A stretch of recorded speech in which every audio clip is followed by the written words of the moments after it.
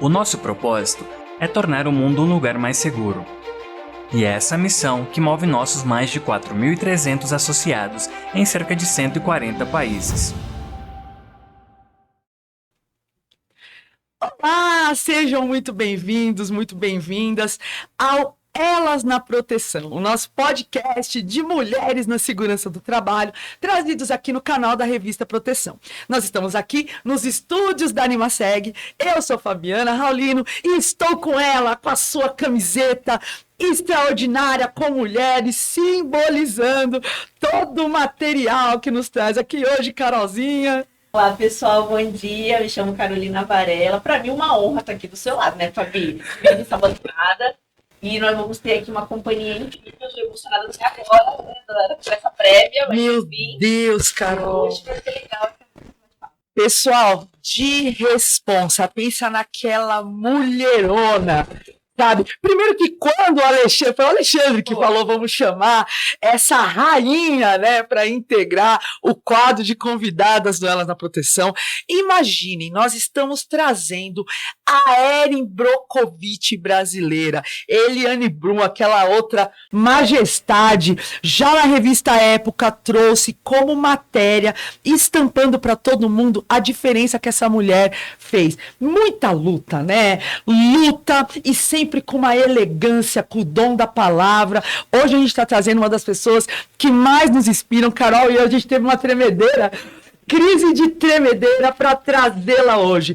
Fernanda Gianazzi, vamos trazer essa referência italiana dessa querida... Pra gente uma honra, Fernanda, muito obrigada por ter aceitado o convite. Pra gente, assim, eu fiquei até emocionada, porque ouvir você falar e, assim, a gente só vê, né, na internet, em livro, em referências, e ter você aqui pessoalmente, pra gente é um privilégio muito grande. Nem sei se vai dar tempo de falar tudo que a gente queria começar. Pois né? é. Mas temos bastante assunto para falar. Fique super à vontade, é um bate-papo, né? Então vamos aqui aproveitar a tua experiência e compartilhar com quem está ouvindo a gente em casa, com as meninas que estão entrando na sala de segurança agora, com as pessoas que já estão lá há muito tempo, vão lembrar dessas histórias que você vai contar para a gente hoje. Mas é isso, muito obrigada pelo seu convite. Nossa, gente, quando o Fernanda entrou no prédio, o ar até mudou de pressão, a gente sentiu o poder vindo. Fernanda, um prazer ter você aqui com a gente. Bom, agradeço a vocês, ao Alexandre, por lembrar de mim, afinal, eu já não estou na fiscalização, né, há quase 11 anos, mas continuo na luta. Então é um prazer, a revista Proteção sempre foi uma referência, tá? Para nós, profissionais dessa área, e estou muito contente de estar aqui com você, Fabi, com você, Carol, e agradecer ao leitor de Proteção, que vai ter um pouquinho de paciência, né, aos nossos assinantes, ter um pouquinho de paciência para ouvir essa história que é longa. A história é longa, que, aliás, a gente nem faria a indelicadeza de tentar trazer mini currículo. É uma pessoa que não tem currículo, né?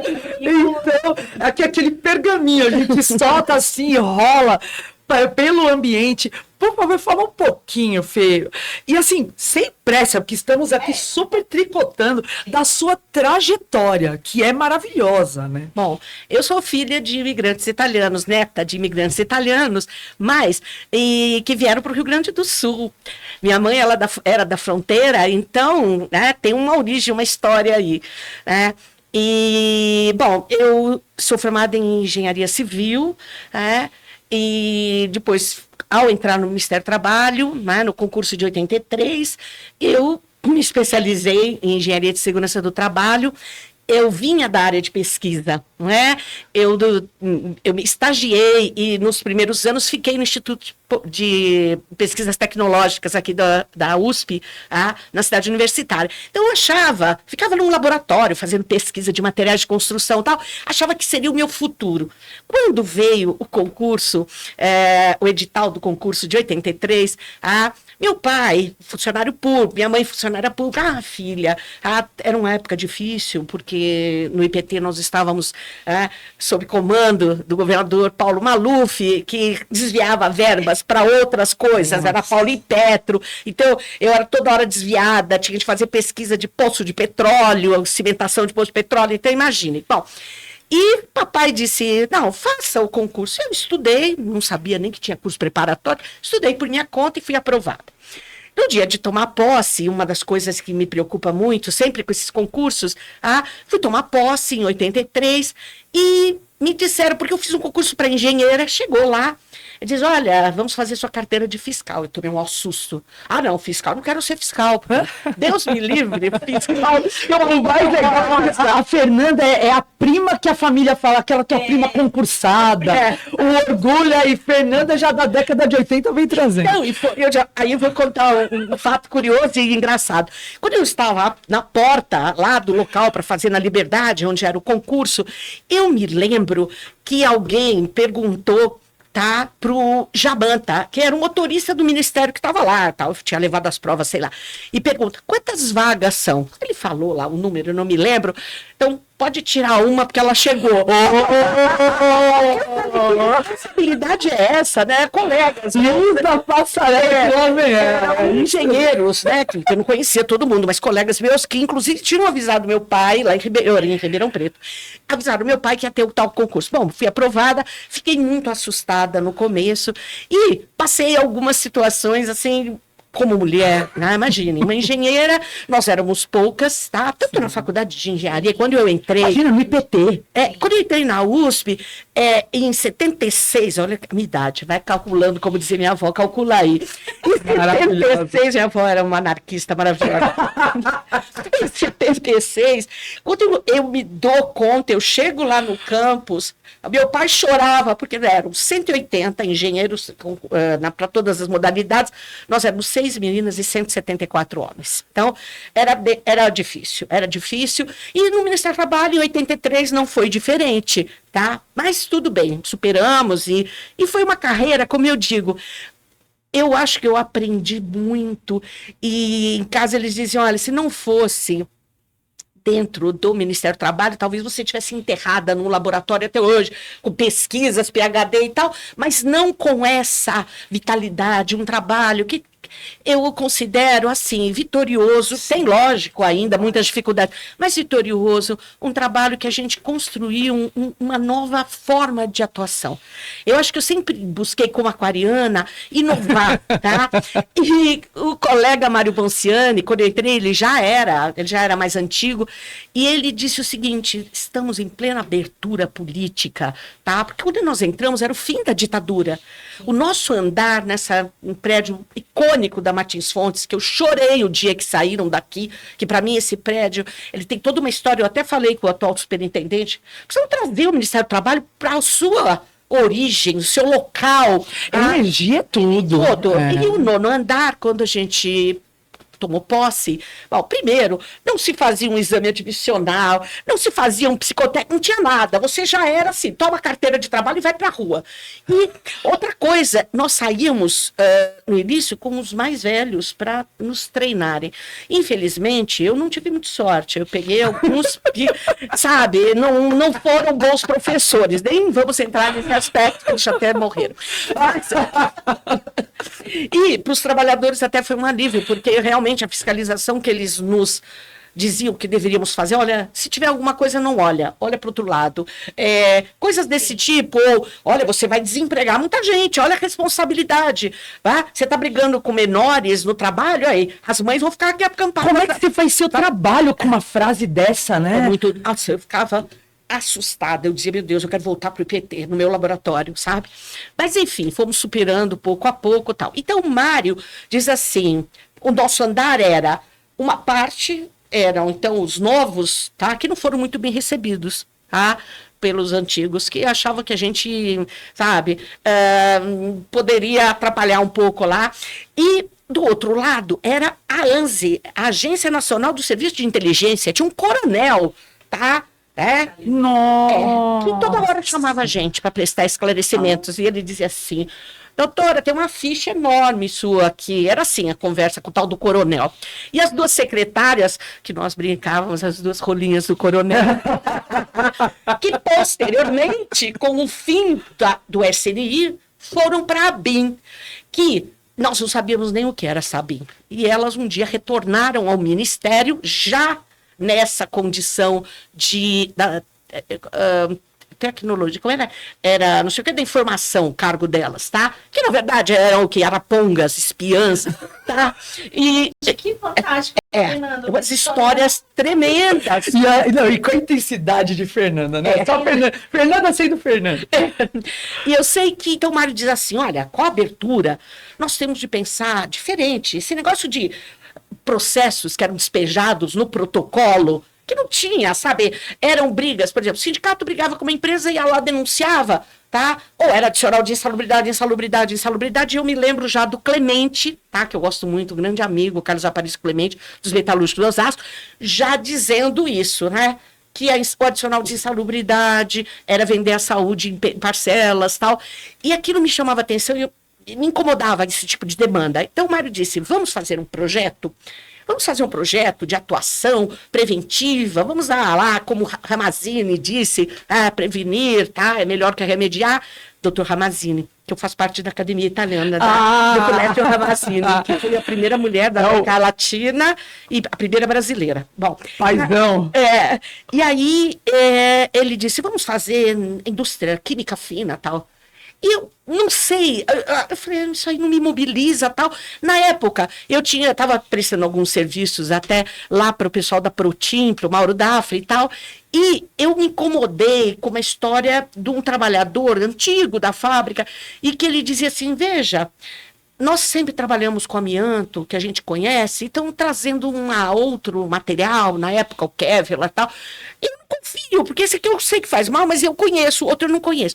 Aquilo ficou na minha cabeça. Olha só. Quando eu disse ao Mário... O discurso poderoso de quando uma pessoa não quer mudar. Eu adoro conversar com os trabalhadores, sempre nas fiscalizações. E aí eu falei, Mário, vamos fazer amianto? Mário, amianto? Eu falei, vamos levantar tudo que existe sobre o amianto. E aí a gente começou a desvendar essa grande visionária. E naquele ano de 86, justamente a OIT estava fazendo uma reunião que aprovou a Convenção 162. Tá? Então, foram coincidências. Né?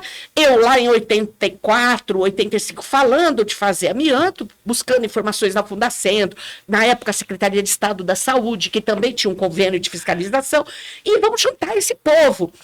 E vamos ver quem é que usa amianto. E a gente se surpreendeu com um grande conglomerado de empresas, poderosíssimos à época, duas grandes multinacionais, que tanto exploravam o minério lá em Goiás, como também eram as fábricas mais importantes nesse setor. Você sabe que Fernanda é tão vinculada à questão da amianto que quando veio a ideia de trazê-la como convidada, fazia um dia que os Estados Unidos tinham falado, vamos eliminar todo tipo de amianto. Né? Então, Fernanda, ela realmente tem esse poder de trazer do universo combate. Né? É incrível. Eu estou fazendo uma contestação de um laudo pericial, e o perito judicial, então, traz dados antigos. Eu disse, olha, o senhor precisa ler que os Estados Unidos, que ele citava, olha, os Estados Unidos, não agora está proibido. Tá? No dia, vou entregar meu laudo hoje.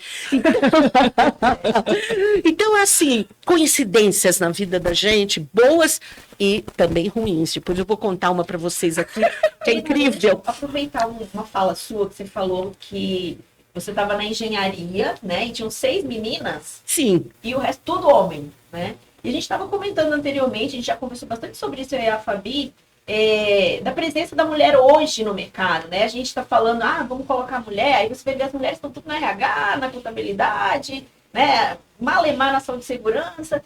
Mas quando a gente pensa na mulher engenheira, né?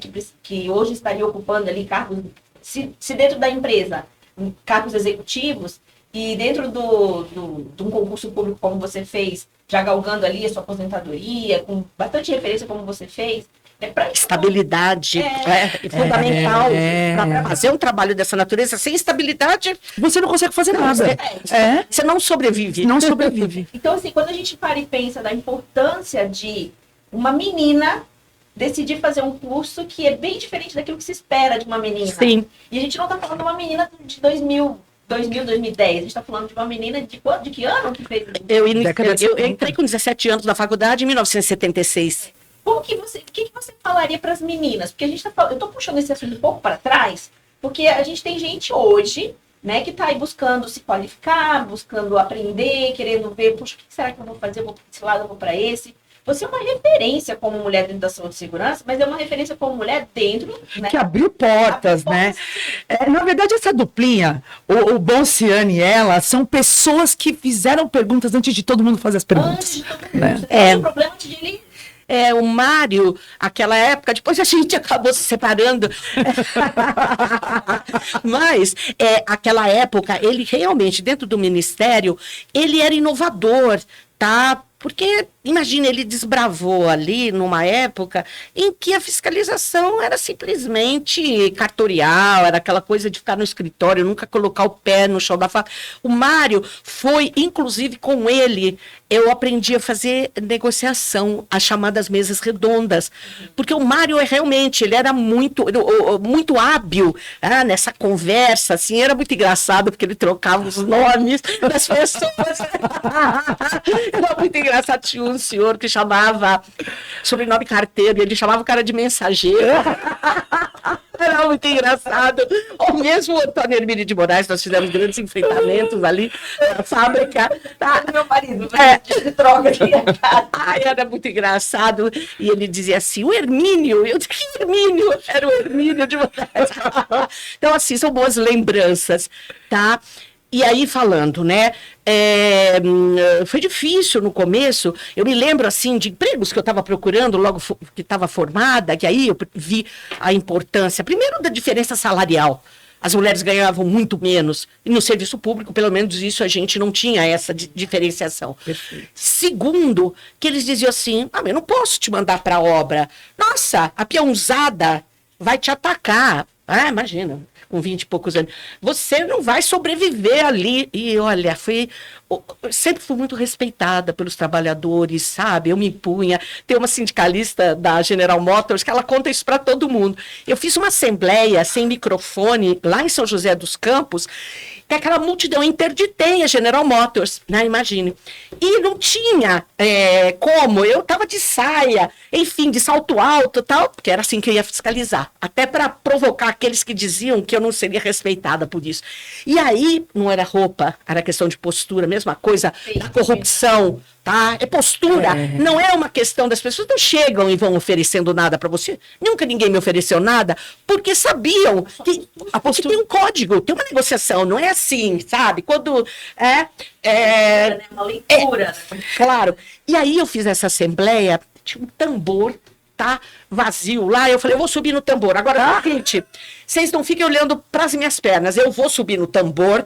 E foi o Sermão das Montanhas. Eu falo e vocês reproduzem, porque eram milhares de trabalhadores numa interdição. O Sermão da Montanha. Sensacional. Quando eu falei para eles, está interditado, o salário de vocês está garantido enquanto durar a interdição, enquanto a empresa, tinha muito terceirizado, não resolver esse problema que está acontecendo aqui, na linha de produção, não pode ter terceirizado, porque o acordo dos metalúrgicos não permite para, na época, né, atividades fins, né, serem terceirizadas, tal. Olha, foi uma comoção aquela assembleia. Recentemente, no meu aniversário, ela veio me cumprimentar, ela falou, lembra daquele dia? Eu falo, lembro, um dia histórico para mim, tá?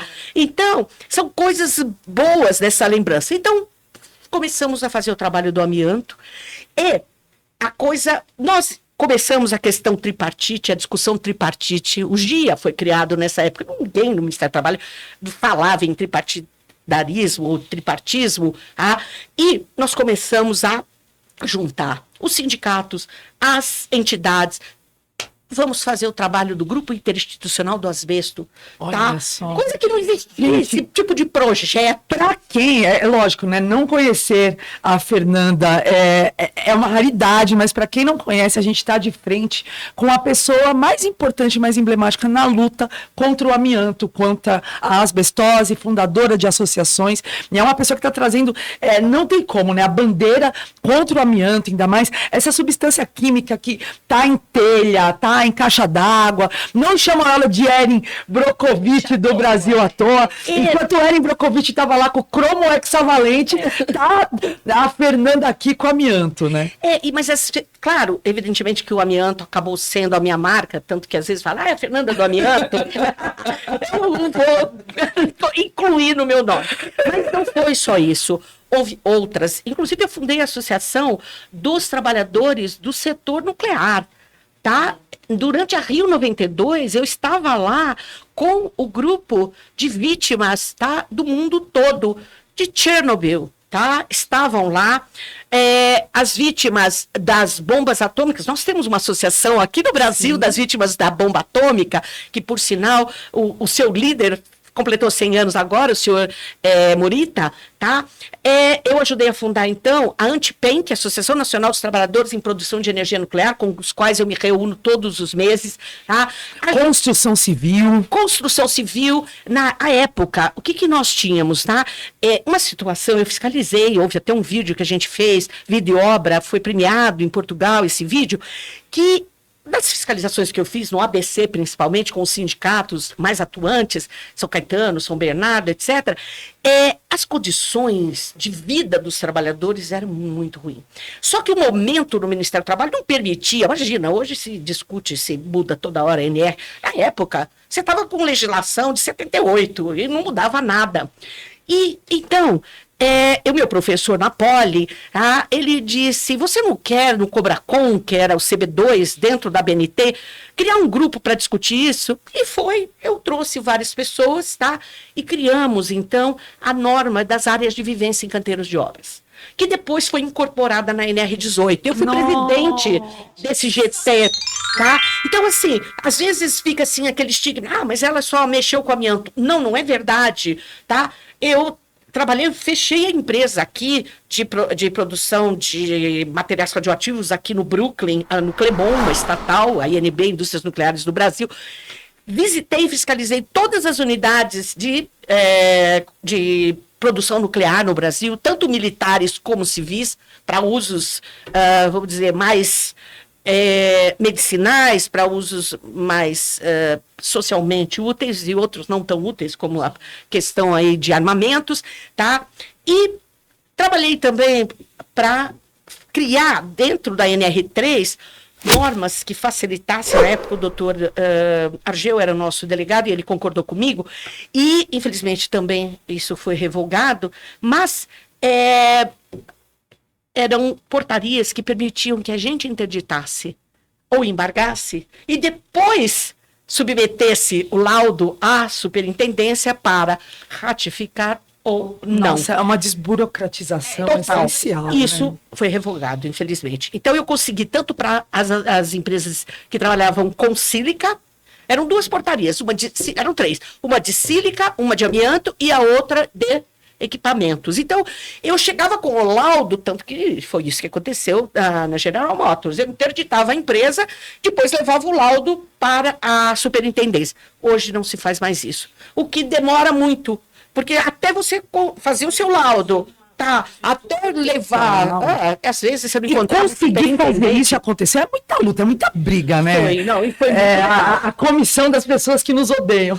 Sim, é verdade. Aí, depois, junto com as meninas da Ford de Guarulhos, a gente criou uma associação das vítimas da Ler Dort, que ainda não se chamava Dort, né? Era só Ler, tá? Junto com a doutora Maria Maeno, a gente atuou. Eu sempre trabalhei com as várias instituições. Eu nunca entendi essa história de que só o Ministério do Trabalho. Nunca ninguém tomou lugar de ninguém. Cada um dentro do seu quadradinho, né? As 4 linhas aí, tá? E funcionou muito bem. Eu sempre fiscalizei com o pessoal da saúde. Nunca tivemos problema, ao contrário, sempre foi muito rico, porque eles usavam o código sanitário nas lacunas que as nossas NRs tinham. Bom, e também, junto com a minha grande amiga e saudosa doutora Margarida Barreto, nós fundamos a equipe do site do assédio moral. Ela trouxe, tá? À época, ela estava fazendo uma pesquisa, tá, dentro do Sindicato dos Químicos sobre as mulheres que sofriam assédio moral, que na época tinha toda uma discussão, qual era a melhor nomenclatura, era bullying, tá? Era assédio psicológico. Boa pergunta. Aí você já me pegou. Mas não é assim. Não.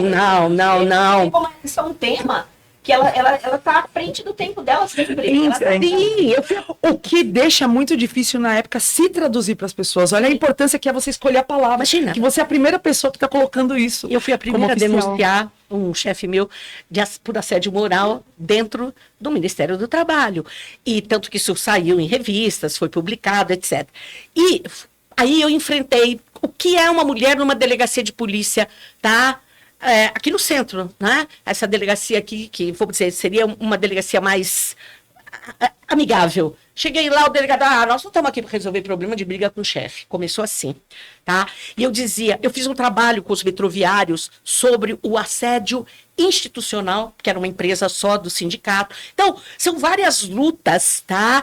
E voltando, então, a Margarida Barreto, e lógico, ela tocou isso, inicialmente era uma equipe que a gente chamava equipe do site, tá? Em 92 eu aprendi também a lidar com essas novas tecnologias de informação que não se usava, criar redes, tá? Eu me lembro que uns processos que eu sofri, eles queriam saber onde era o endereço da rede, aí eu mandei o IP do meu computador.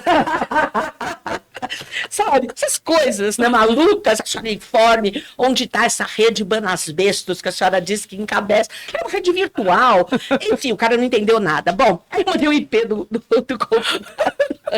Então, assim, foram muitas as batalhas. Então, lógico, o amianto continua na minha vida, mas o nuclear também continua na minha vida. Então, é que a demanda é tão grande ainda. Tá?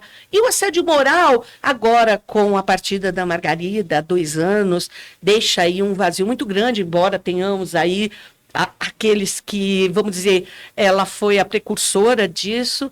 Eu não pude trabalhar tanto depois com assédio moral, porque acabei tendo outras demandas. Tem que fazer algumas escolhas. Né? Mas fiz a Cidade de Deus, eu fiscalizei Bradesco, Cidade de Deus, numa dessas minhas transferências, né? Punições para Osasco. Eu ficava toda semana fiscalizando tanta questão de ergonomia. Tinha muito isso, né, Fernanda? De te jogar de um lado para o outro para te tirar de uma frente política. Com certeza, de tirar processo da tua mão. Eu lembro, eu estava fiscalizando a Rodia em Cubatão, de repente me pediram o processo, sumiu com o processo, sabe? Então, coisas que eram realmente difíceis e você não tinha apoio. Aí é que tá. E você não tinha uma rede de apoio. Porque tanto no assédio moral, o que sempre Margarida pregou, é isso.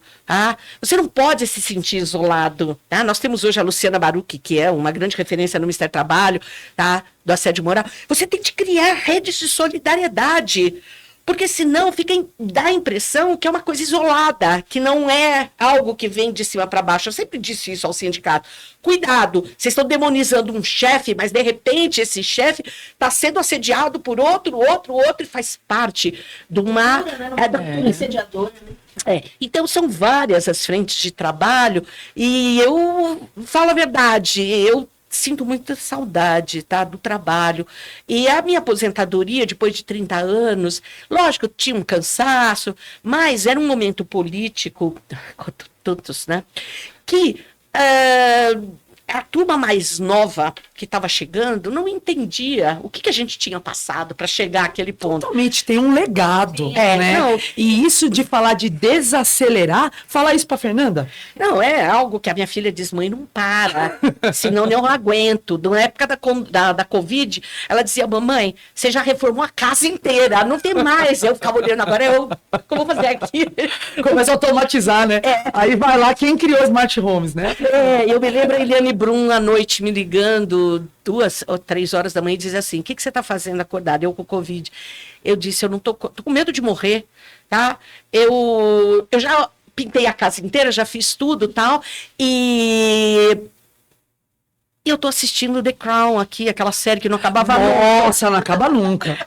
Pois é, eles estão vendo as próximas vidas de Rainha Elizabeth. Agora acho que vem a Kate, vem a toda a Não, já vai pegar na próxima temporada. Aliás, Fernanda, você falou de Eliane Brum, ela, quando colocou você na revista Época, foi um divisor de águas, né? Foi, porque era um trabalho tido marginal, tá? Dentro da estrutura nossa, dentro do Ministério, eu nunca tive apoio, falar a verdade, nunca gostaram muito desse tipo de trabalho, sabe? De você atuar num determinado... De você tempo. atuar e ponto. De você E aí eu vou falar uma coisa que eu tive vários atritos com os colegas, que é essa história do fiscal Bombril, que não é o especialista, porque... Cá para nós. E a minha filha agora resolveu que quer ser auditora fiscal também, tá? O que eu vou fazer, né? Ela é advogada, tá na Defensoria Pública. Mãe, acho que eu vou ser auditora fiscal. Tá bom. Mas a falta de especialistas. Porque tem áreas que são muito sensíveis, que você não pode ter um olhar... Generalista, né?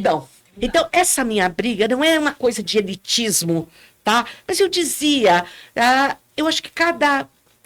dentro da sua área de atuação.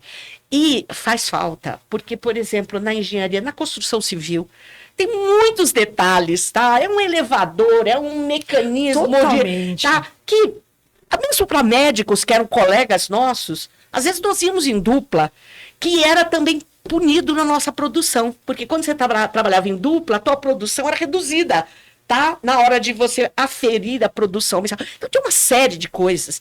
Olha, eu fui uma das primeiras, eu creio, fiscais, que fui trabalhar junto com os ministérios públicos. Primeiro do Estado, tá? A gente fazia fiscalização com os promotores de justiça, e aconteceu até um fato interessante.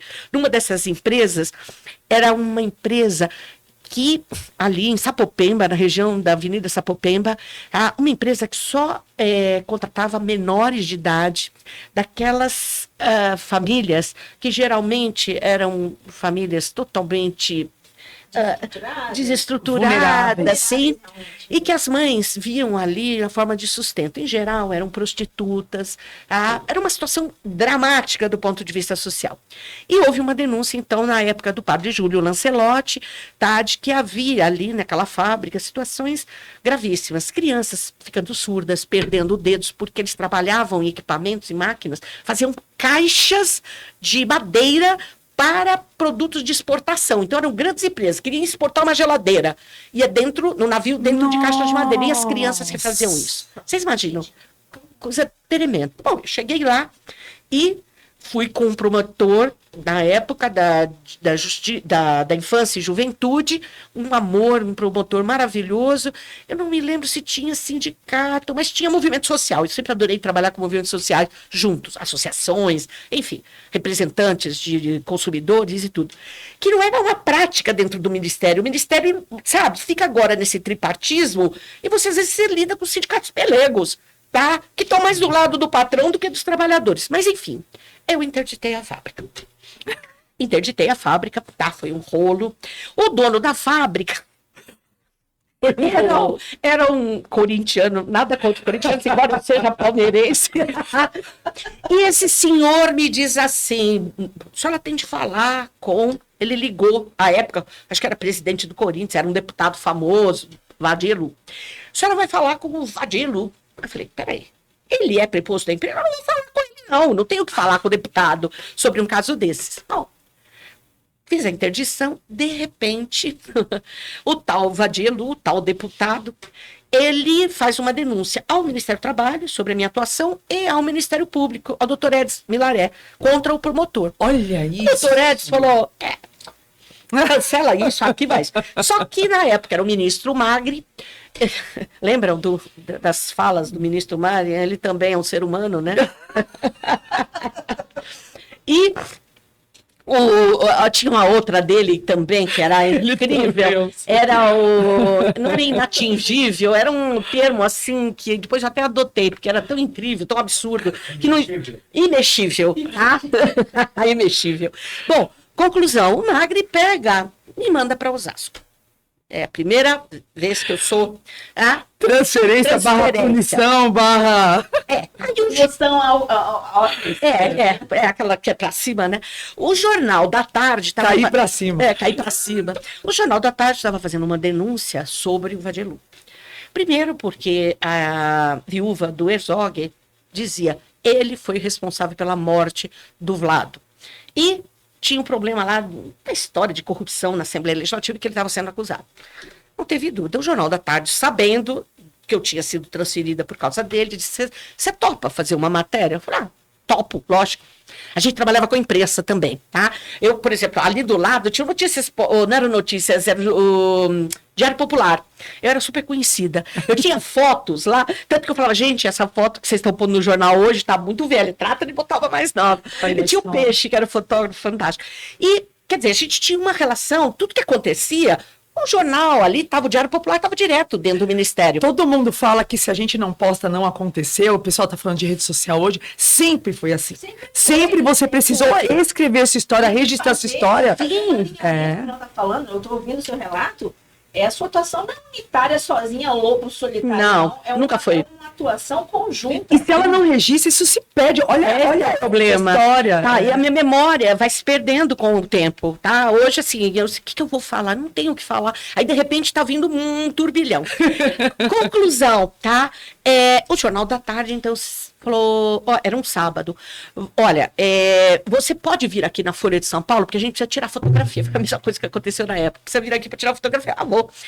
E aí, eu sei que no dia 16 de abril de 1991, acho que foi isso, tá? Se a minha memória não estiver falhando, sai então uma matéria da capa do Jornal da Tarde, tá? Eu enorme, com uma carinha assim de menina, tá? Acho que foi em 1991, sei lá quantos anos eu tinha, faz o cálculo aí, acho que uns 23, 24 anos. E o engraçado dessa matéria tinha a Xuxa pequenininha, assim, numa outra matéria, e eu enorme. Esta moça é vítima do dedo duro do Vadielu. Bom, posso te falar que deu processo. Foi meu primeiro processo. Por lei de imprensa, porque eu usei alguns adjetivos que na época era inexperiente, né? Tomei o processo por lei de imprensa. Foi muito interessante. Mas e eu não sabia que tinha saído a matéria, para vocês terem uma ideia. Todo dia 16, na época, minha avó faleceu, tá? Que era minha nona, e eu ia todo dia 16 ao cemitério. Estava muito ainda, assim, sofrendo muito com a perda dela, que tinha sido em dezembro e tal. E eu estou saindo do cemitério, as cenas que me vêm, e vejo na banca, porque antigamente as bancas estampavam esses jornais mais escandalosos. Era notícia de espremia, sai sangue, era o Diário Popular, tal. Eu estava sempre nesses jornais. Mas, acidentes de trabalho, né? E quando eu olho, eu falo, sou eu, tá? Sou eu. Bom, eu falei, vou pro ministério, porque isso aí vai dar problema. Chego no estacionamento, eu me lembro que eu estacionei o carro, veio um manobrista. Doutora, eu tô rezando pra senhora. Oh, meu Deus! Eu pensei, não é pela senhora, mas é pra senhora. Quer dizer, eu virei agora, sei lá o quê. Cheguei no ministério, tava todo mundo de cara feia. A secretária falou assim, olha, o superintendente falou, na época era delegado, pra senhora ir direto para o gabinete, tá? Eu falei, desculpe, deu M, né? Deu B.O. Deu M. Eu deitado agora. Tem um zelador que ele toda hora, imagina, eu sou da comissão lá, ele diz, doutora, deu um BO, então deu BO. E aí ele falou assim, é o seguinte, o jornal está aqui, nós vamos para a fábrica, tá? Para ver em loco o que está acontecendo, blá, blá, blá, blá, blá. Então vamos. Aí chegou lá na fábrica, ele viu aquelas condições. Bom, enfim, conseguimos reverter aquela primeira punição. Mais adiante, então, eu mexendo com o setor nuclear, sai a lista dos marajás, tá? E a lista vinha em ordem alfabética. Nossa! Tô eu e o Mário Ronciani, escrito à mão, fora da ordem alfabética. Eu, Fernando e Mário. Bom, aí, na época, a gente veio conversar com o Medeiros, que era do Sindicato dos Metalúrgicos. Escuta, não dá pra... Escrito à mão. Escrito à mão. Escuta, aí foi um bando de gente atrás, porque ninguém tinha coragem. Eu falei, eu vou falar com ele, porque o Magri era ministro, eu vou falar com ele. Fui eu, o Mário e um resto lá que nem era para...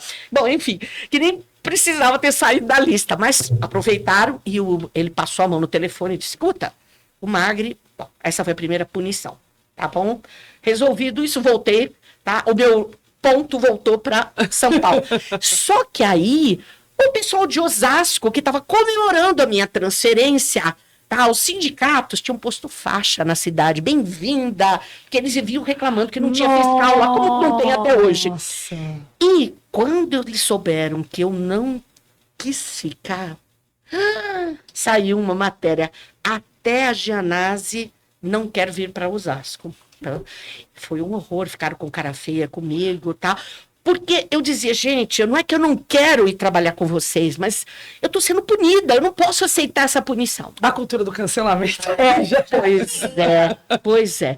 Aí, bom, passa um tempo, tal, o Clemente me pede, eu estava em São Paulo, tal, fiscalizando aqui no estado, tal, e o Clemente me pede para ir ver a situação da Eternit, que eu já tinha fiscalizado, e estava fechando, isso foi em 95, maio de 95. E que eles estavam jogando todos os resíduos, e aí aquela proposta da pauta da gente fazer uma matéria sobre para onde vão os resíduos de amianto, tá? Que estão sendo jogados em qualquer lugar, em qualquer caçamba de rua. É gravíssimo. Nossa. E que não pode ir no ecoponto, e aí o pequeno gerador põe aonde esse lixo? Aí liga pra gente. Olha, eu liguei pra CETESB, liguei pra Vigilância Sanitária. Ele fala que é pra ligar pra Breia. A senhora recebe lixo de amianto? Eu falo, não, nós não... Né? Conclusão, eu vou a Osasco, faço a fiscalização e embargo a obra de demolição da Eternit, que é construir o supermercado Walmart, o primeiro supermercado, hipermercado Walmart no Brasil. E que eles queriam inaugurar naquele ano, no fim do ano. Do lado, a construção do Carrefour, porque eles faziam isso, né? Onde tinha um, tinha o outro, o arrasa quarteirão, né? Eu embargo a obra. E aí começa um bafafá dizendo que eu estava favorecendo o Carrefour. Começa por aí. Bom, eu sei que a gerência internacional, porque eu escrevi para vários grupos internacionais, mandou gente da Walmart aqui para o Brasil, tá? Para ver o que estava acontecendo. Bom, nisso, gente, eu tô naquela loucura, e numa das minhas dietas malucas, tal, passei mal. O médico da Eternit falou, vai fazer um exame que isso é anemia, tal. Aí eu fiz os exames, botei na bolsa lá de qualquer jeito, imagina. Pus na bolsa, esqueci, tal. Enquanto eu esperava a chegada dos americanos para ver o que ia fazer ali, abro, teste de gravidez positivo. Eu falei, o quê? Ligou pra minha mãe. Eu nunca falei tanto nossa na minha vida. Tem que fazer uma palheta. Pois não, Carol. A Fabi fala muito. Aí ela juntou com uma parceira que também fala muito. Mas você tá de parabéns por você conseguir falar.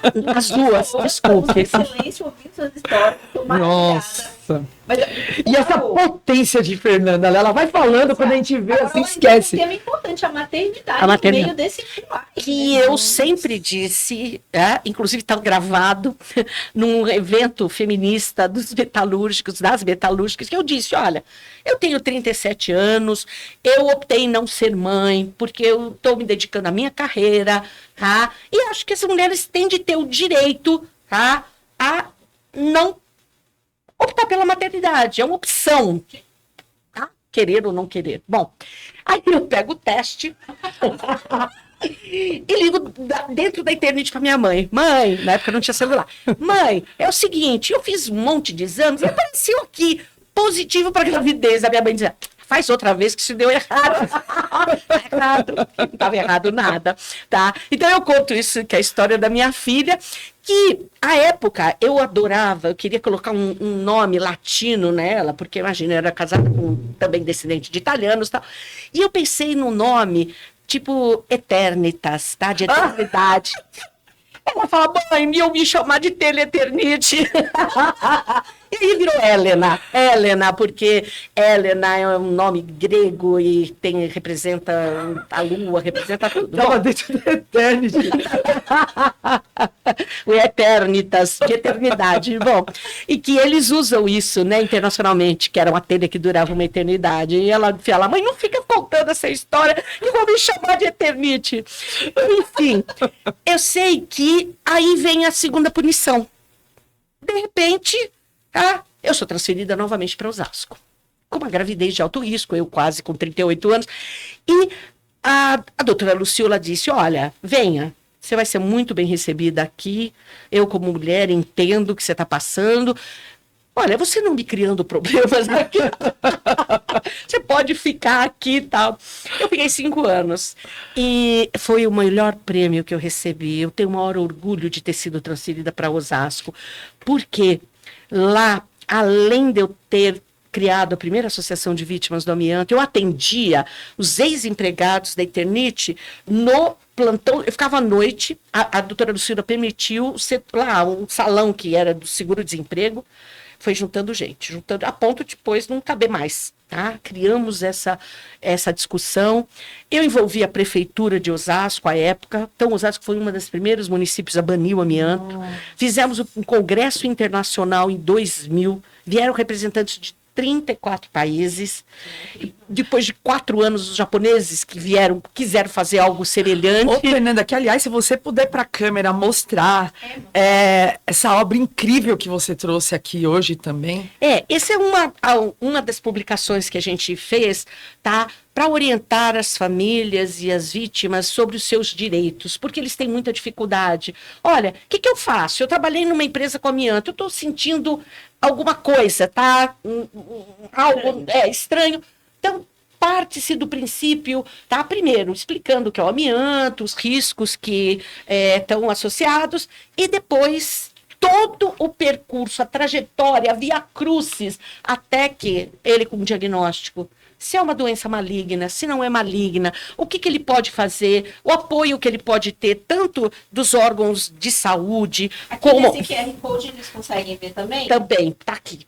Viu? E tem um detalhe muito importante que a gente conseguiu, tá? Inicialmente com a Fundacentro, que infelizmente acabou desativando o seu ambulatório, mas posteriormente, graças ao Dr. Ubiratã de Paula Santos, que vinha da experiência do programa da Zona Norte, que inspirou o Centro de Referência, é que a gente está ficando velho, então a gente inspirou um monte de coisa.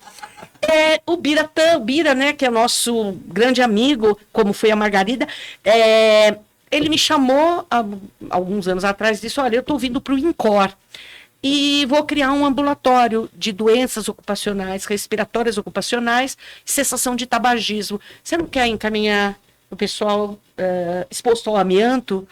E a partir disso a gente conseguiu, tá, criar essa rotina que hoje é a referência, tá? Fizemos aqui, fizemos na Fiocruz também, no Rio de Janeiro, tá? Infelizmente, não temos reprodução em outros estados ainda, tá? Queremos fazer no Rio Grande do Sul, importante que a gente tenha também dentro de um hospital público do Sul. A piscadinha para quem manda aprender, manda soltar, que é Alexandre, né?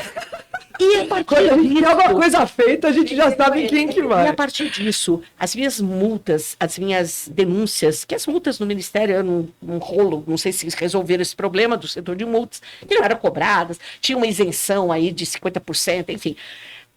Com a ajuda do Ministério Público, que começaram a atuar, e agora o Ministério Público do Trabalho, depois da EC 45, né, da emenda constitucional, antes era o Ministério Público do Estado, que me acompanhava, depois o MPT, criou lá um grupo, tá, do banimento do amianto. Dentro dos projetos temáticos do MPT, tem um grupo especializado, que a gente formou esse grupo, tá, para atuar no banimento do amianto. Nossa, que aliás, Fernanda, até como a gente já está na conversa avançada, acho que isso pede, hein, Carol? Acho que pede o nosso quadro, porque, de verdade, a gente queria mudar, pessoal, o nome desse quadro, porque para receber Fernanda, a gente pensou em colocar Quem Me Odeia,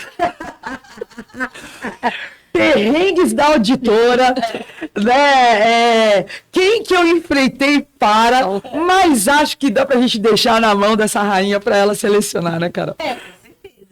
O nosso quadro é o Conta Pra Gente, mas você já contou muita coisa, hein? Já contou muita coisa, eu fiquei impressionada de ouvir dos seus próprios relatos, porque quando você vê uma notícia, você vê uma matéria, você vê um artigo, é uma coisa, você ouvir, né? A personagem principal. A personagem contando é outra história, então você já compartilhou com a gente coisas incríveis, mas conta pra gente um fato específico, uma história de algum trabalhador que tocou seu coração, ou alguma coisa que aconteceu. Enfim, conta pra gente uma história que com certeza vai tocar lá no pessoal em casa também. Vamos nessa, puxa a vinheta do Conta Pra Gente.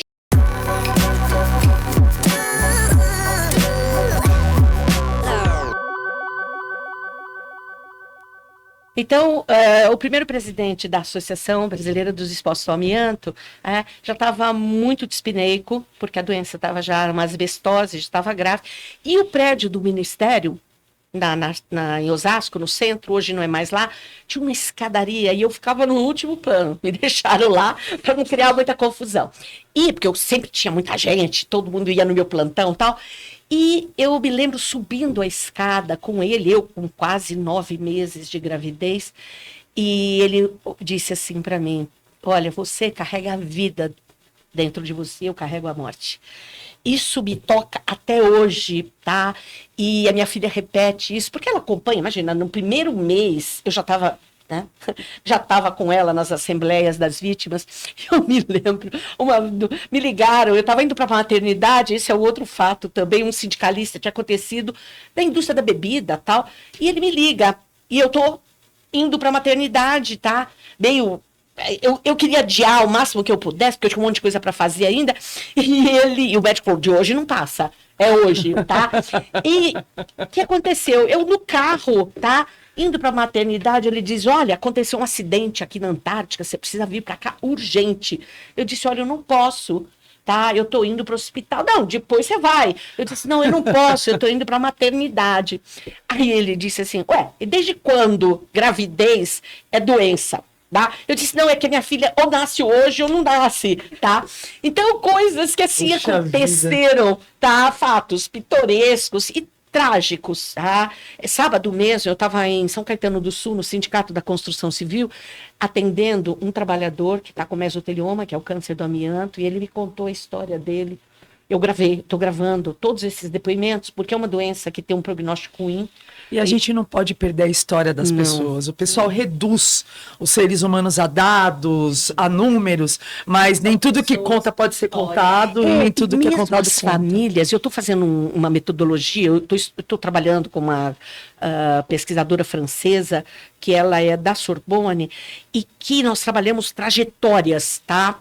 Ela está fazendo lá na França, eu estou fazendo aqui. Eu estou com 3 casos de mesotelioma, que é uma doença até então tida como rara, e a gente faz uma linha do tempo, né, e cruza a trajetória de vida profissional e terapêutica. Então, entrevistando esse senhor, na hora que eu disse assim: o senhor sabe qual é a doença? Esse senhor desabou a chorar.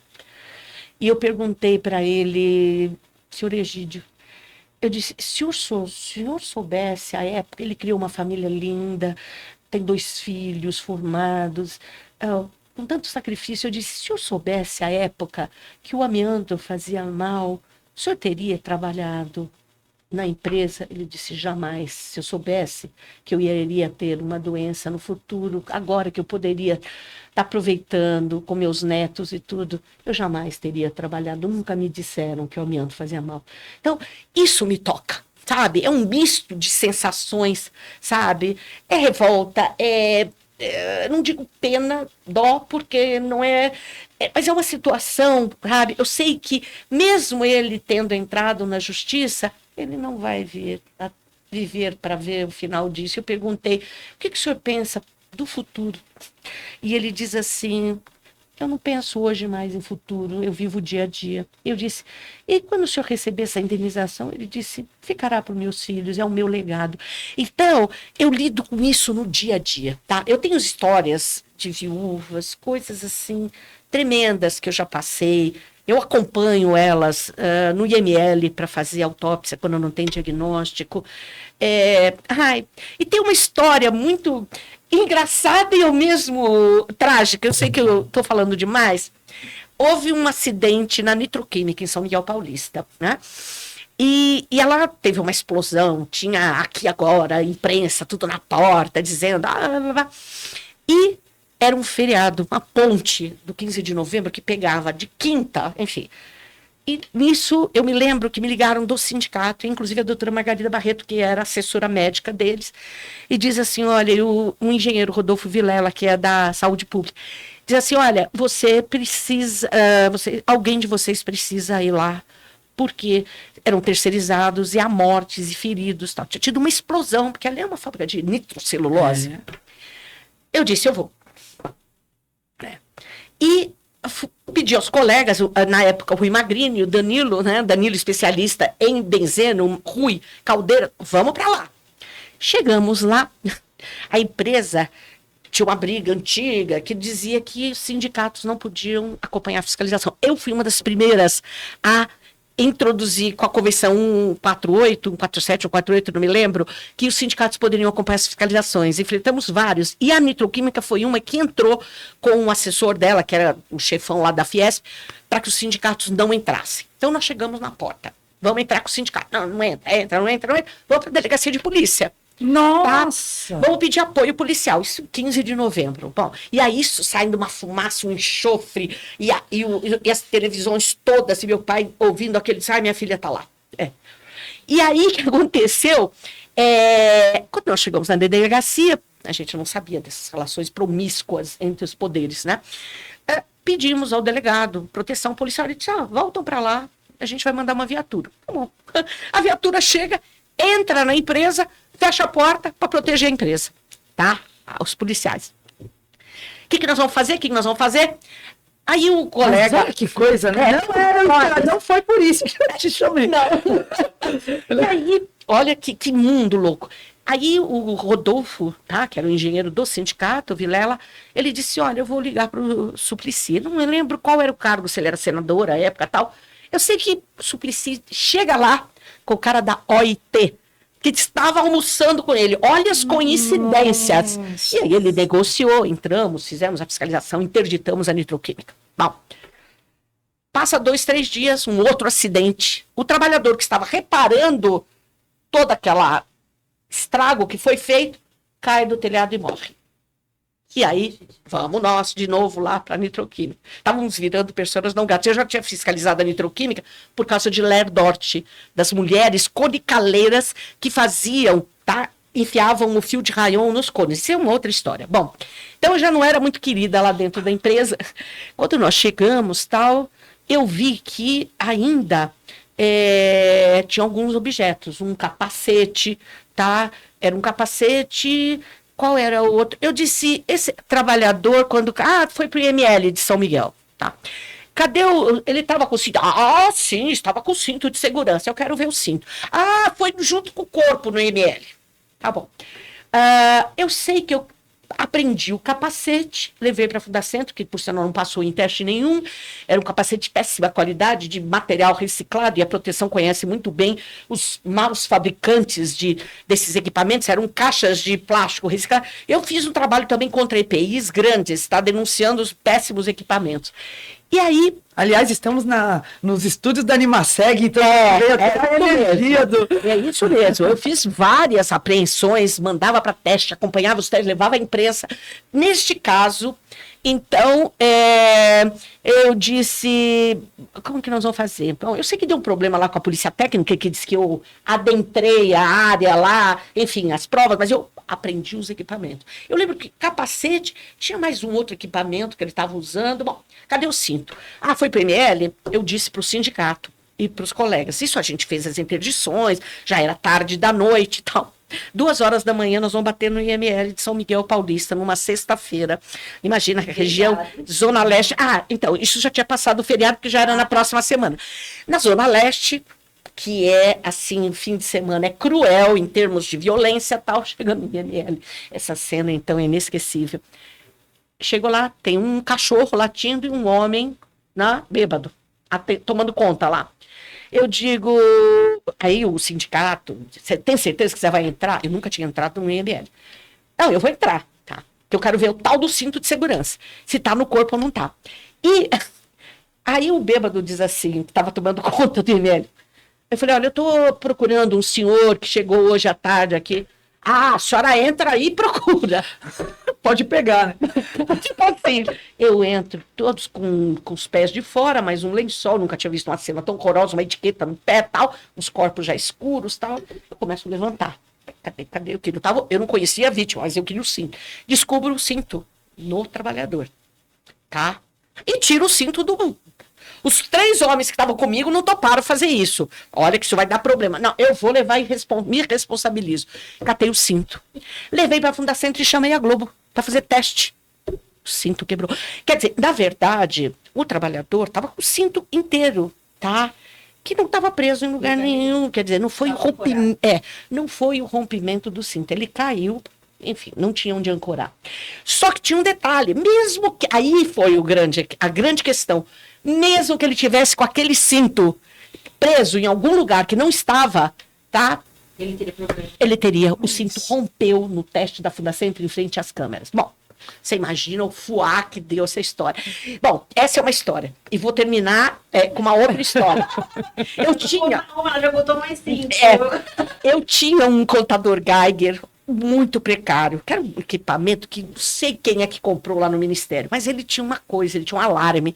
Então, quando eu ia fiscalizar esse setor nuclear, eu ia contar o contador Geiger, que fazia um barulhão dos infernos. E eu me lembro que é por isso que eles pediram o interventor dessa empresa pediu a minha ida para Marajá. E para o Collor, né? Era um interventor lá do setor nuclear. E lá vem a mulher com aquela mulher, eu não tinha nome, lá vem a mulher com o contador Geiger. E eu lembro que eu fui com o pessoal daqui agora, tá? E quando chegou lá, antes de até descer da van, lá do carro, começou a apitar. Tá? Quer dizer, para o Aqui Agora era tudo. Então saiu uma matéria assim. Meu pai assistia direto esses Aqui Agora. O meu contemporâneo de escola, do ensino médio, como que chama esses programas bem sensacionalistas, o mais famoso deles aí, que é de Ribeirão. Me fugiu o nome. O Datena. O Datena foi meu contemporâneo em Ribeirão Preto, nós somos da mesma escola, tá? Antônio Almota, Alcides Corrêa. E meu pai assistia, adorava esses programas, né? Aí aparece uma chamada assim. Chernobyl no Brooklyn. Aí vem a imagem do meu pai e minha filha. Eu com o contador Geiger, tá mostrando aquela porcaria que estava dentro da empresa, um monte de material radioativo, etc, etc, etc. Então, esse setor nuclear, quando você fala assim, quem não gosta de mim? Tem alguns setores, especialmente o Instituto Brasileiro do Crisotila, tá? Que há 10 anos atrás fez uma série de materiais, contratou jornalistas e tal, e me chamava da Goebbels do amianto, tá? Eu virei a propagandista nazista do amianto no Brasil. Eu entrei com o processo, durou 10 anos e finalmente, tá? Esse processo foi agora finalizado e eles tiveram de se retratar e pagar uma indenização por danos morais. Então, gente, o que eu digo para as minhas alunas, agora vamos voltar à questão das mulheres. Eu dei aula há muitos anos em várias faculdades, cursos de engenharia de segurança do trabalho. E o que me deixava muito feliz é que mais da metade, ou quase metade, eram mulheres, eram engenheiras. Outro cenário, né? Então, assim, me dava muita alegria, porque elas vibravam. Imagina, a minha aula não dava nem intervalo. Vocês vão ficar me ouvindo aqui 4 horas sem parar, tá? E não pode dormir, né? E eu sei que é isso, o cenário mudou muito. São muitas técnicas de segurança, são muitos engenheiros de segurança, e fica aqui, tá? Uma mensagem que a gente não deve, de forma nenhuma, recuar ou por pressões que nós vamos sofrer, tá?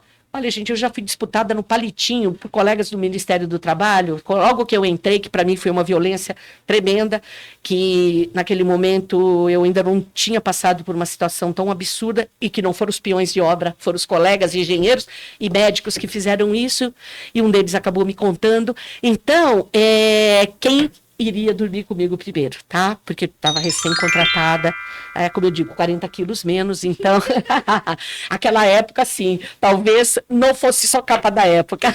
Ai, que maravilhosa! Então isso. Vocês sabem que... e assim, vocês sabem que a gente não tem um tempo mínimo, máximo, mas deu para sentir que a gente poderia ficar uma vida conversando com essa grande mulher. Então, assim, primeiro, né, Fernanda, você é uma rainha, uma graça. Que vontade de ficar aqui uma vida com você. Eu acho que agora você falando disso, da violência da mulher, como a gente já sabe, o nome que você vai trazer de uma mulher que já te inspirou muito, de uma mulher que tivemos uma perda recente, mas que está na sua história. Hoje, quando você fala que você tem um trabalho com trajetórias, uma pessoa com uma trajetória como a sua é um presente para a trajetória das outras pessoas. Então, acho que agora a gente consegue puxar, né? Consegue puxar um quadro. O quadro Ela Me Inspira. Então, o que eu queria que você trouxesse para a gente agora? Uma referência, uma mulher que para você fez uma diferença muito grande na sua vida, seja profissional, pessoal, como mãe, como mulher, como engenheira, como auditora, não sei. Veja aquela mulher que é uma referência para você. A gente já sabe a resposta dela, né? Mas assim, eu vi você falar e sua história é muito longa. Quando você falou 91, meu Deus, 91 eu tinha 9 anos, meu Deus, sabe assim? Que história de vida incrível. E ao longo do caminho você deve ter puxado muitas mãos. Muitas mulheres você foi trazendo, muitas mulheres você foi inspirando, mas eu tenho certeza que teve uma que te inspirou. Eu tenho certeza. E eu queria que você falasse pra gente um pouquinho dessa mulher. Puxa aí a vinheta do Ela Me Inspira.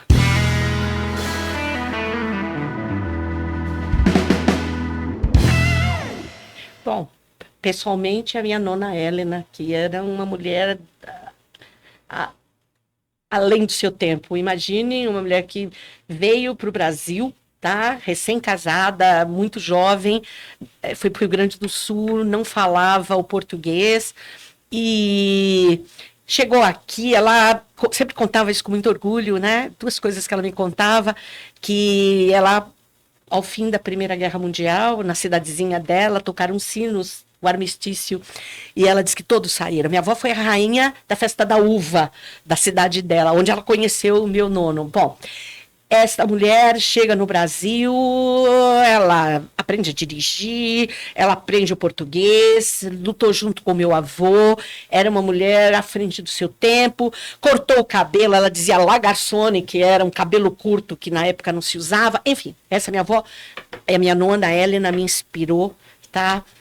Pessoalmente, mas profissionalmente, a pessoa com quem eu tenho o maior orgulho de ter aprendido muito, e que me acolheu na época do meu assédio moral, foi a Margarida Barreto.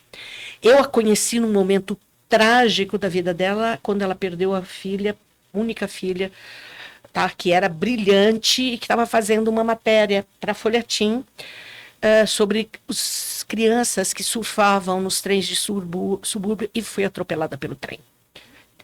Em frente ao trem, ela estava tirando fotos, não se sabe se o pé engaixou, enfim, Margarida perde essa filha, e eu fui à missa, não por ela, pela colega minha do ministério, que era a tia da Carla. Bom, meu primeiro contato com a Margarida numa situação trágica, tá? Depois eu fui reencontrá-la quando ela deixa a obstetrícia, porque ela era uma ginecologista super famosa, uma obstetra muito famosa, feminista, do grupo de mulheres. Ela dizia que eu era pós-feminista, mas ela era das históricas, tá? Junto com Albertina e outras tantas mulheres feministas. E encontro com a Margarida no sindicato, fizemos o trabalho da nitroquímica juntas, e ela me convida para formar o site do assédio moral no Brasil, tá? Que ela estava fazendo uma pesquisa e estava levantando isso. Ela sabia que eu tinha feito o trabalho sobre mulheres que não galgavam na estrutura da carreira fechada do Bradesco, que eu estava fiscalizando. Bom, enfim, juntamos, mas a sobrinha que foi governador de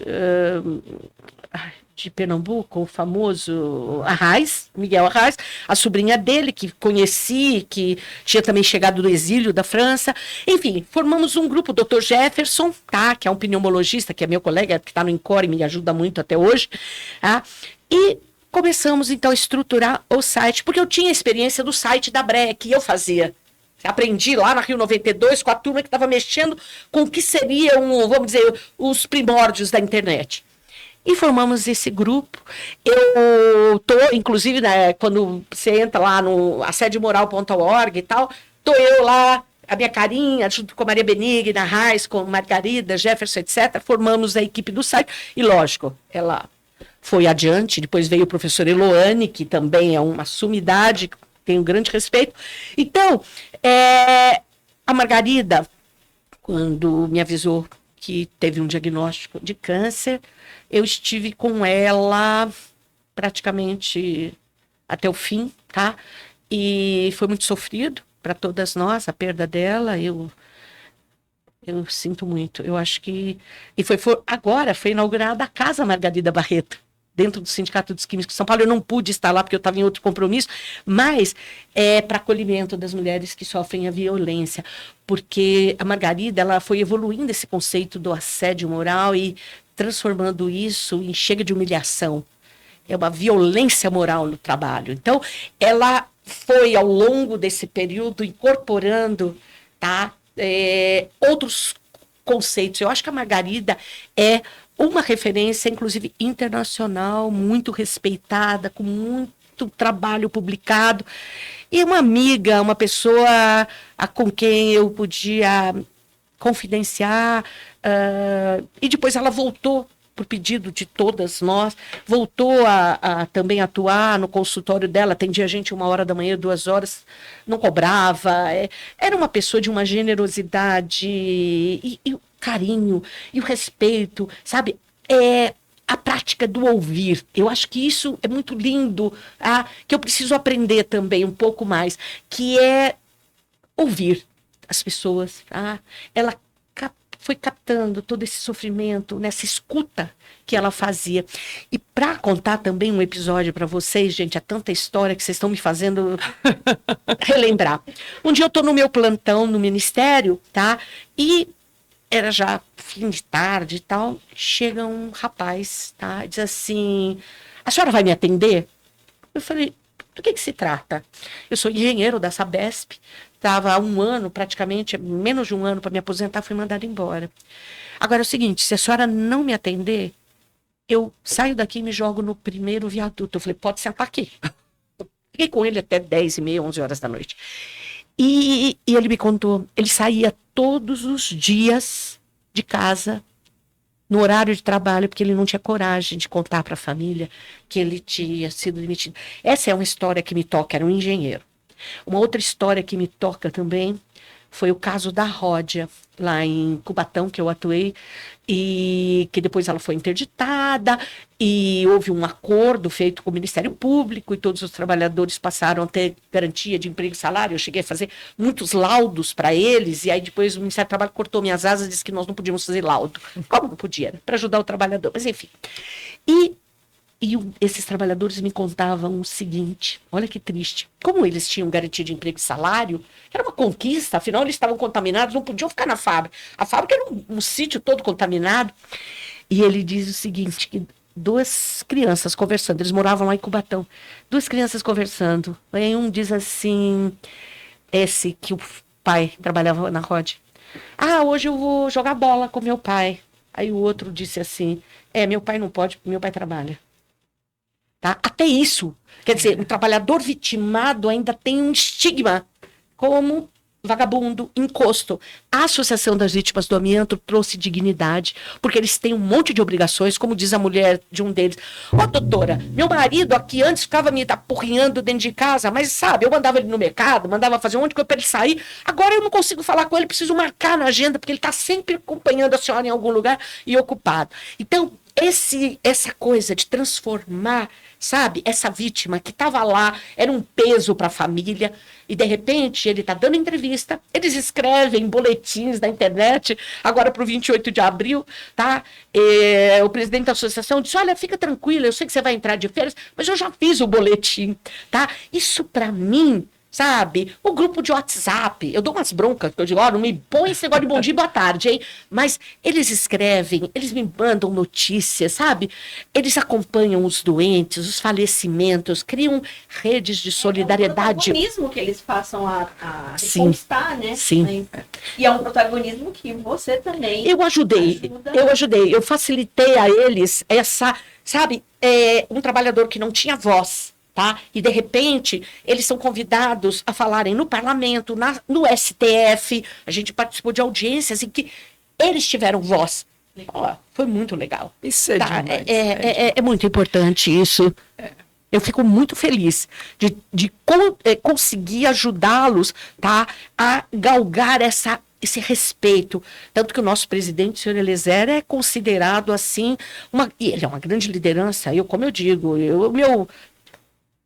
meu mentor ali, o meu timoneiro, porque realmente, sabe, são pessoas com quem a gente aprende no dia a dia, sabe, esse saber operário, é isso que falta às vezes para o fiscal, essa escuta, eles sabem muito mais do que nós. O mapa de riscos foi um exemplo que depois foi eliminado, mas o mapa de riscos a gente introduziu. Eu fiz uma cartilha de mapa de riscos que eu atuava todo fim de semana com os trabalhadores químicos e plásticos e a gente fazia mapeamento de riscos das fábricas. Fiz do papel e papelão e isso acabou sendo incorporado à NR5 e depois subiu, tá? Tive uma atuação grande na Brastemp com os trabalhadores de São Bernardo, tá? Eu ia toda semana para lá para fazer com eles, através do mapa de riscos deles, é que eu ia nos setores e fiscalizava. Então, gente, tanta coisa que aconteceu nas nossas vidas. Eu sei que a gente tem esse tempo super limitado, que, aliás, Fê, fica o convite para você voltar. Eu acho que a gente tem muito a falar acho que o nosso tema com Fernanda acaba sendo trajetórias. Sim. Né? Uma pessoa com uma trajetória linda, riquíssima. A gente precisa contar a história, sabe? É uma honra nossa, no nosso programa, estar registrada a sua história. Né? Eu fico contente, porque essa história está se perdendo ao longo do tempo. E essa transdisciplinaridade, que eu acho fundamental, ela tem que transcender a nossa área de conhecimento. Às vezes, sabe que eu fico orgulhosa? Eu dou uma palestra e o pessoal diz, a senhora é advogada? A senhora não sei o quê? Ninguém fala que você é uma engenheira. Eu fico feliz, eu digo, não sou só uma engenheira. Porque é isso, sabe? É ir dialogando com as áreas do conhecimento. Cada um deles tem alguma coisa para nos ensinar, tá? E os trabalhadores são a soma dos saberes. Maravilhoso. Né? Muito obrigada, Fernanda. Para vocês que nos assistiram, impactados, acredito, né? Realmente a gente vai precisar se recuperar. Berei chorar algumas vezes, engolir seco várias outras, porque essa é Fernanda, sabe? Fernanda Gianazzi, que traz pra gente tantas histórias, tantas trajetórias, é uma pessoa que sempre lutou por tantas pessoas, transformou tantas vidas, foi realmente uma honra. Para vocês que estão nos assistindo, não esqueçam de dar a sua curtida, se inscrever no canal e também deixa seu comentário, manda para a gente trazer para a Fernanda, para ela poder saber o que você sentiu, pensou, para todo mundo que está nos assistindo, deixa um recadinho, a gente vai fazer questão de responder cada pessoa. Sim. E eu acho que é isso, né? Muito obrigada, Fernanda. Obrigada, Fernanda. E com certeza você que está assistindo esse vídeo deve estar no meio dessas histórias, porque ela contou umas 20 histórias aqui. Então, se você faz parte dessa história, deixa um comentário, fala, eu estava nesse dia, eu vi isso acontecer. Que legal. Participa com a gente também. E, Fernanda, volta, por favor, volta a conversar conosco aqui, a gente vai puxar mais assuntos. É preciso deixar registrado realmente toda essa trajetória. É uma inspiração que essa sua inquietude que te acompanha desde quando você tinha lá 17 anos, e provavelmente não vai te abandonar tão cedo, não é não? Essa imagina! Só dela ficar falando, meu pai chocado. E aí meu pai viu e ficou chocado. Minha filha tá lá. Essa inquietude é uma inspiração, né? Ouvir você falar é como ouvir uma mãe, é como ouvir uma pessoa querida falar. Então, muito obrigada pela tua participação e até a próxima, então. Eu aguardo vocês me chamarem, eu virei com o maior prazer. Muito obrigada. Eu quero cumprimentar todos e todas e todos que estão nos acompanhando e dizer que é um momento, tá? É um turn point e nós temos de mudar essa realidade. Agora vem o concurso, né? O Enem dos concursos. Eu estou torcendo, não só pela minha filha, mas para os novos auditores fiscais, que eles venham com esse gás, tá? Da transformação, que não recuem, que não sintam, sabe, acuados, tá? E mesmo que não tenham inicialmente apoio, mas busquem criar essas redes de solidariedade ao trabalho que é desenvolvido, é muito importante isso. E divulguem. A revista Proteção é um meio extremamente importante para nós, tá? É a revista nossa, né? É a revista nossa. É a nossa revista, é a referência, tá? Nesses 30 e tantos anos de existência, eu cumprimento a todos pela resiliência, porque eu sei que não é fácil no mercado editorial resistir, tá? A tantas dificuldades. Parabéns a todos e obrigada. Obrigada. Tchau, gente. Até a próxima. Até.